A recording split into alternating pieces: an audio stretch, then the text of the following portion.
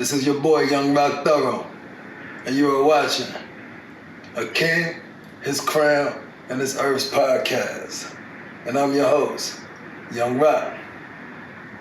You know, we started off these first few episodes with pretty much just random question and answers, so hopefully you guys can get to know me a little bit better.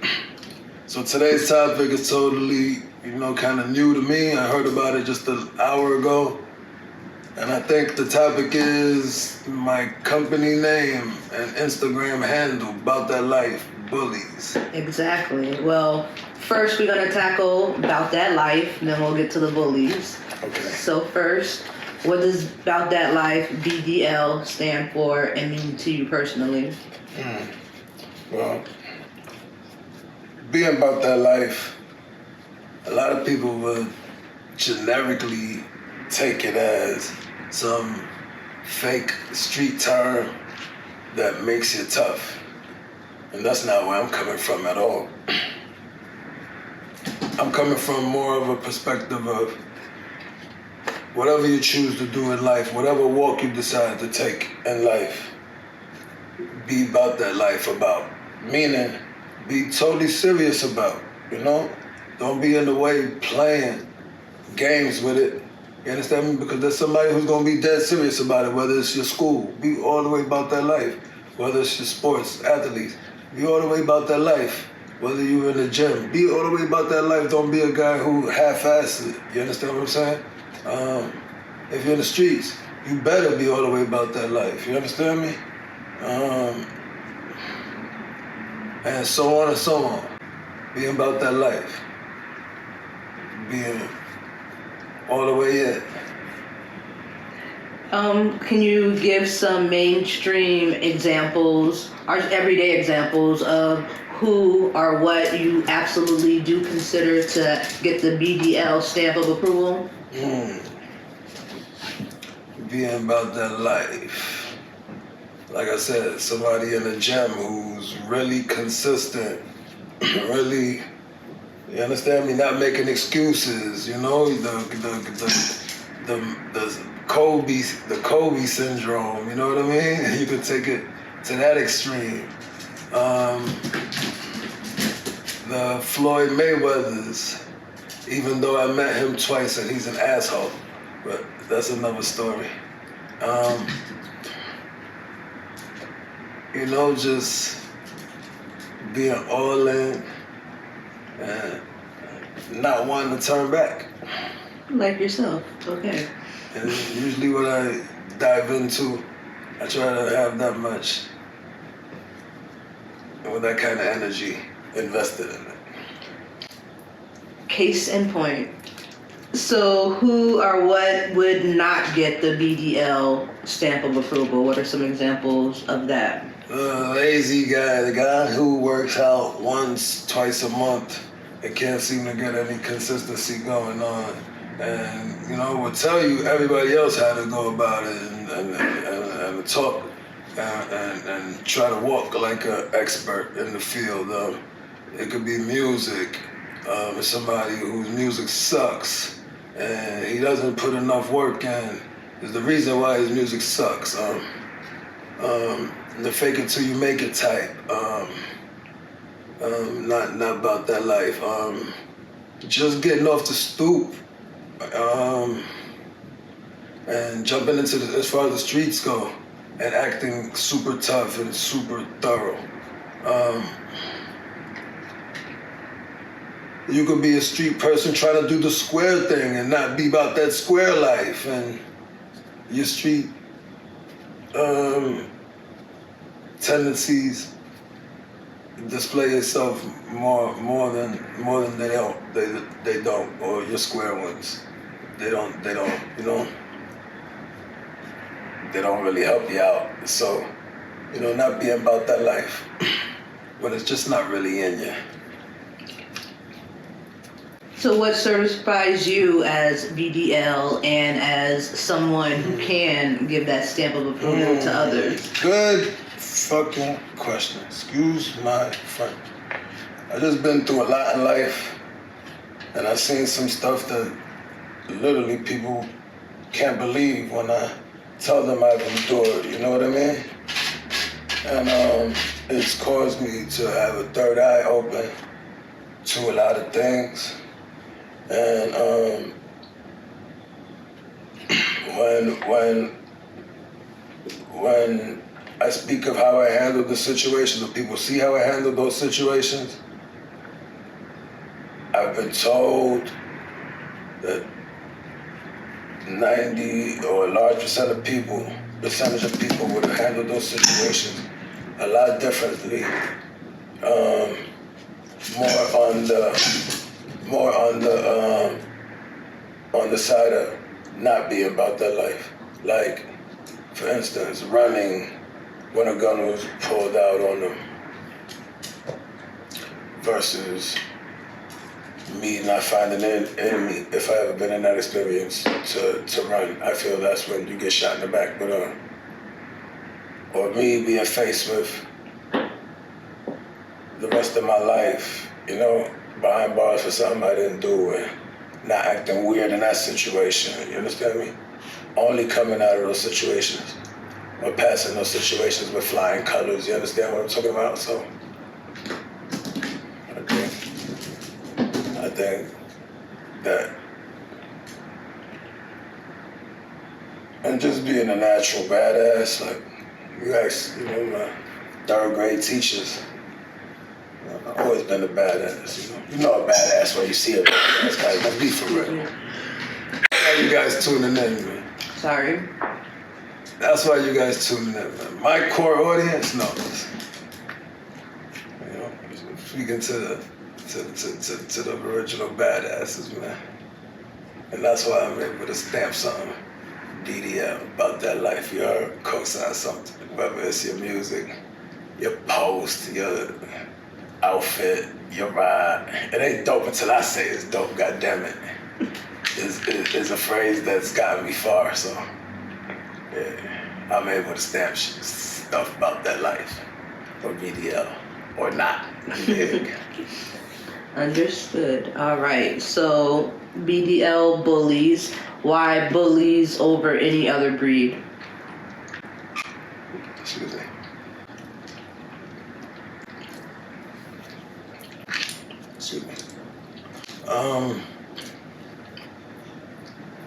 BDL bullies and bullies over any other breeds. It's the breed I have most experience with. I've always, you know, I'm New York City. I'm from New York City where pit bulls hit the scene in the 80s, and if you was any type of a badass, you wanted one and was gonna end up with one, and I just stayed the course. Had all types of dogs during my teenage years, game dogs, show dogs. And they were all pretty much pit bulls, which established, which turned into the pretty much bully game now. So it made sense, the bullies, but we love all pets, not to mention dog breeds. I recently acquired 3 toy breeds, and you know, bully people, we are like fake prejudice towards the small breeds, and they have won me over. I'm in love with small breed toy breeds now. I got them both. They hang out with each other. The dynamic is dope. But it's BDL for life, about that life, bullies for life. You know what I mean? But we got branch offs like about that life exotics, where the American bullies are turning more exotic. And we have our Frenchie division, where a couple of partners of mine are heavy into the French bulldogs. So, you know, but they're part of the bully family, I must say. I stick with the bully family. So how many bullies do you currently have? What are some names? What are your favorite characteristics? Like, what has kept you in it? How long have you been BDL bullies? Well, we've been incorporated, licensed, and LLC'd for a few years now. I've owned bullies for almost 10 years now. So, I've been doing dogs my whole life. You don't really count the years when you're doing something you love. Then you turn around and then next thing you know, you're successful for a minute, which is what I think I'm headed. Like, I've been shoveling shit since a youngster. Hey, and it sounds nasty, but guess what? You're not gonna be a dog breeder, a good one, if you don't know how to. So, it's a humbling, therapeutic,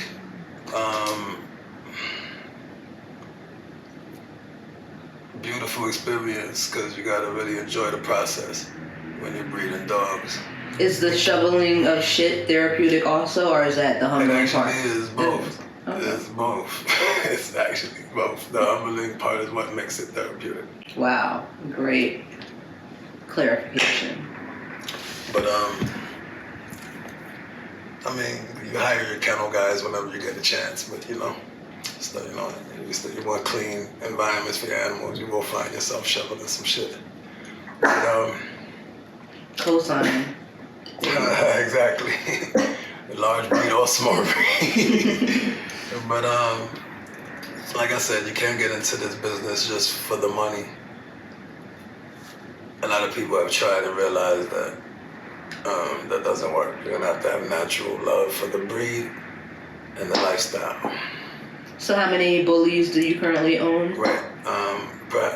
Approximately 5 or 6 now. Okay. Boys, girls. I got a couple spread it out with some partners co-owned and stuff like that. I haven't been oversaturating, because we're first and foremost into finding good homes for these pets when we breed them. So we're not trying to fill up the shelters with just placing animals anywhere. So, I'm not a puppy peddler. I'm somebody who loves animals, who breeds my animals sometimes. I have a look and a health requirement I like in my animals.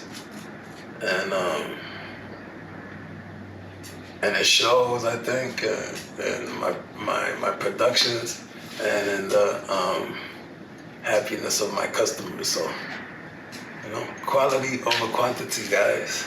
Yeah, one of your latest, Zaza. She is absolute jewel. I could open the shed up and let her in here and run in here since if I would have known. She couldn't steal the show, but she would definitely try. Yeah, she would definitely try.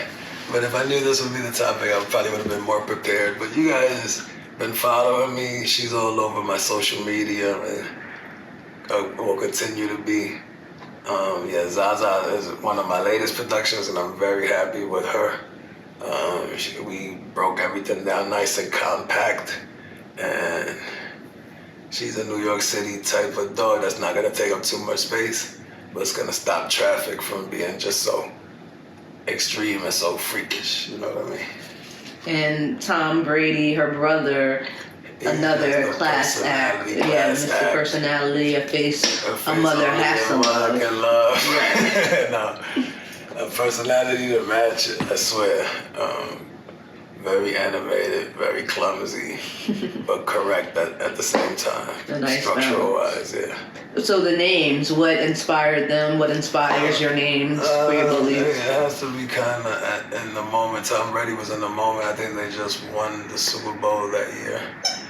And his puppy was kind of perfect with the tricolor, almost looked like he's in a tuxedo, handsome like everybody says Tom Brady is. And to see him now, it's amazing. Yes. That was the thing with Tom Brady, the tuxedo look he has in his coloring, I think. Gave me a Tom Brady vibe. And Zaza was just like super exotic, and what's more exotic these days than this Zaza? Apparently nothing. The gumbo packs and all that you did. So what's up? That's well, for those who aren't familiar with the bully breed, like just give some of their characteristics. Why are they called bullies? What do you look for in a good bully? Me, I like functioning dogs that can move correctly, no left easty westies where the legs are like this, or wobbly walks. There's a bunch of names for that. hip issues, big old tall rears. I don't like a tall rear. I like a rear that's level or a little at an angle, a lower angle. Just a shorter head, massive, of course. Coloring exotic, and just a badass looking dog. Not badass acting. Because I'm not into the protection stuff with these guys. Not with my bullies or my exotics. Even though you could get them to do some protection stuff, but I haven't gotten into that with my bullies. They're more couch dogs, air-conditioned dogs, hanging out on the patio type of dogs.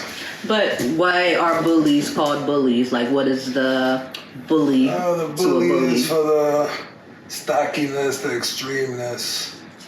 We're into stocky, we're into width, we're into mass, girth. So that's where most of the bull references come from. But in their stature and their interactions, don't they have kind of like that bully appeal? They do, but we don't want to get them misconstrued with bully in a negative way. But they do push their weight around a little bit. They do. I got one trying to break my screen door now. Purposely, I swear, the way she shoulders into it, I swear she knows that any day now she will make it in. So they have that kind of a bully personality. Push their weight around, bump into you, hit your lower quarters. You be careful not to trip on them. But with their comrades and anyone that interacts, they really are the sweetest bullies on the planet. So how do you think that, BDL bullies would feel about real life bullies? The high school bullies. Oh, total opposite of the negative. There's a lot of campaigns out there. I got a friend, shout out to my boy Ja from Gangland Bloodline, Gangland Bullies over there in Brooklyn. But he's got a brand he's marketing called Don't Bully My Bully. Yeah. I got another guy doing Respect My Bully. I think that's Ja as well. But yeah, there's a lot of campaigns that reference the two. Because we're totally against any kind of bullying in a negative way with humans or pets or anything of the sort. We're the guys who, bully owners got a lot in common. And our dislike for bullies and fake tough guys would probably be one of them. We like bikes, we like ladies, we like music, we like cars. Weapons, like bully people into the same stuff, a lot of the same stuff. But the term bullying, it's become somewhat of a hot topic, somewhat of a loose word. It's used for scenarios that may not have historically been used in the past, such as maybe a group of people giving constructive criticism to one person has been termed bullying. Just anyone feeling any kind of slight or as an outcast of a group, which can be two or more persons, has been termed bullying. So when you think of the term bully, what definition comes to your mind? Good question. No, bully to me,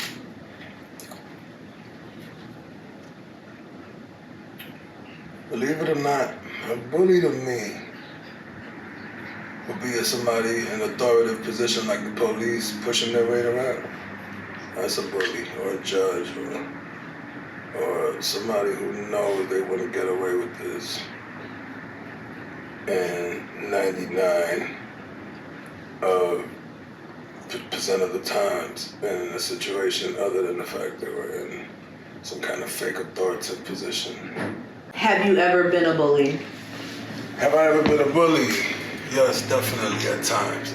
Not happy to say, not proud to say, but I'm sure I have. I can't, pinpoint a particular time or a situation, but I sure I have. Definitely. I think about one that comes to mind a lot, since I gotta keep it real on this thing and, give y'all content. But one that pops into my head a lot was just it's random. There's nothing, I'm not bragging about it, nothing, but it's a jailhouse one, Rikers Island, where we just needed cigarettes, me and a couple of the homies, and there was no cigarettes in the house. And this tough guy too, big rat hunter dude, I'm not gonna get into names, but big rat hunter guy who used to go out in the hallways at C95 and rob people himself for cigarettes. You know what I mean? So he came back from robbing folk that night to the house and there was cigarettes, and we needed cigarettes. So guess what we had to do? Bully him and rob him for his cigarettes. And I remember I wasn't in the mood. I'm working out, doing me, but I had to follow suit with the homies. And I think I had the scalpel. So, yeah, I upped it. You know what I mean? And the homie was like, yo, let me shoot him, Roc, let me shoot him. I said, chill. What I say was my words, they were slick as hell, I remember. I said, nah, give him a chance. He gonna do the right thing. Give him a chance, he gonna do the right thing. I think he had 4 pouches and gave us 2 pouches of tobacco, and we were cool. I was glad I had to cut him. You did the right thing. I guess. I guess.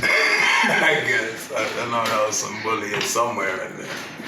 Me and the homie was on that nigga's asses in the cell.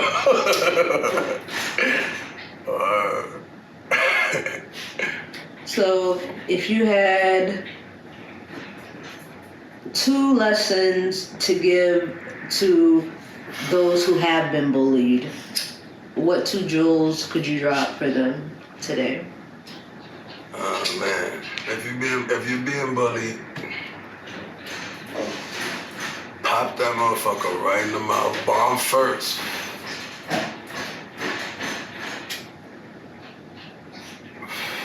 Bomb first. That's always the situation. That guy gets in your face and invades your private space. Bomb first. Win or lose. Trust me, the loss is not that bad. A little bloody nose, black eye. Man, chicks dig the black eyes. Especially at that age where, you have an excuse for getting into that kind of stuff. But bomb first. Find it in you. You pick something up if they're bigger. And, if you're minding your business, you might be called on to put this guy in his place or that person in their place. So, take the responsibility of every guy who's been bullied and put it on your back, man. And step on that sucker, man. Lord, if that's the first lesson, I don't know if we can handle the second, but if you will. The second lesson? 2 lessons. To those who have been bullied. Okay, that was more raw one. A more politically correct one would be,